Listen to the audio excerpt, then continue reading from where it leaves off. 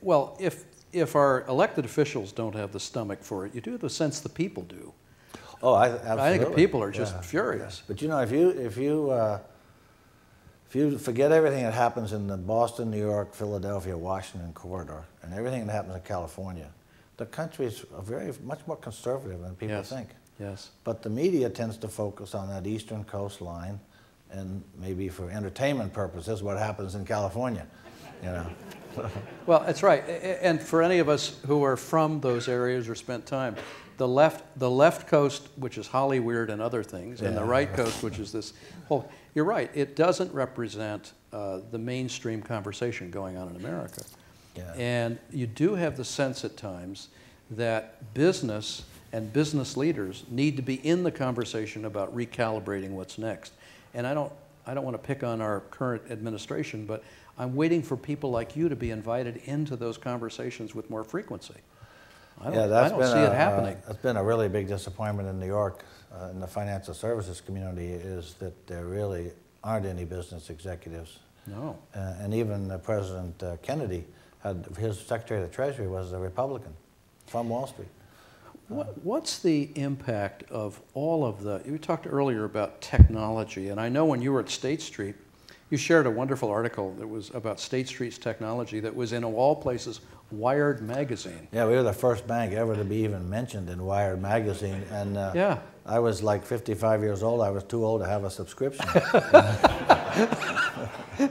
They'd sneak it under your door. Right, yeah. But I first of all read the article. I was fascinated by the size of the technology operation you have. We always think of the back room, but when you look at NYSE and you look at Euronext, you must have profound technology challenges too. Yeah, we've actually gone, this is interesting, we've gone in 6 years from receiving 50 million messages a day to receiving over 1 billion messages a day. And we routinely trade, 4, 5, 6 billion shares a day. But the technology, we just opened 2 data centers, one in Europe and one in America. Each data center is 400,000 square feet. Now, to give you a size, I think the Union Pacific headquarters building is 1 million square feet. Wow. So you have a data center that's almost half that size, and this is enormous. We talked earlier today about cybersecurity and the concern every company has about leaks in the system and the possibility of intrusions in the system. How do you think about that as you look at an enterprise the size of yours, where a lot of the integrity of what you're doing is very much the privacy and the security of the information, the confidence that you provide? Well, the trading floor is pretty well protected with all kinds of cybersecurity. We were the subject of a cyber attack last summer. Yes. And at the height of the attack, we were receiving 650,000 instructions a second. Good heavens. Now, it was on our public website, NYSE.com, and that had been decentralized around the world previously, so we never really saw much interruption. But we try to maintain the actual trading systems on the floor and the people that hook into that under several very rigorous levels of security. Is this a priority within the industry, across all of the financial services industry? It must be. Everybody that's dealing in financial transactions, we're not even seeing cloud computing, which is supposedly the great hope for the future. We're not seeing people put financial transactions on there because what about consumers? We're uncomfortable with the security. That's amazing. Because certainly major corporations that come to mind, there's a small one in Redmond and a couple of other places, are certainly encouraging cloud computing. Well, I think there's some very simple things you can do to protect yourself. If you do a lot of shopping on the internet, you probably should have a separate credit card with a very low balance, $1,000, $2,000 in case something happens. But I think the sharing of information on Facebook, Twitter, Dropbox, whatever these things are, is, well, I told you earlier I have a 41 Ford that I drive around. And I like to get in the 41 Ford without my BlackBerry, without anything, and just like think of what it was like in the old days. To be a Luddite behind the wheels. It's okay. One of the other things that we've chatted about that I think has an impact for everybody in this room, no matter what you do, is what we're seeing in the demographic changes that are going on in certainly our country now. we're seeing real shifts. We talked about an absence of hope, but we're seeing changes in the people that are in the workforce and the people coming in the workforce, especially when it comes to obviously investing in the stock market, but more than that. I know you think a lot about that. What do you see happening in the sort of demographic landscape of America? Well, we think this generation that's coming out of college right now, 20 and 21-year-olds, first, they will work for 6 or 7 companies during their lives. 6 or 7 companies. Yeah. They'll probably work till they're 70. There's not going to be much Social Security. You know, 3 of them are now, you and I are both 70, 3 of them are now supporting us.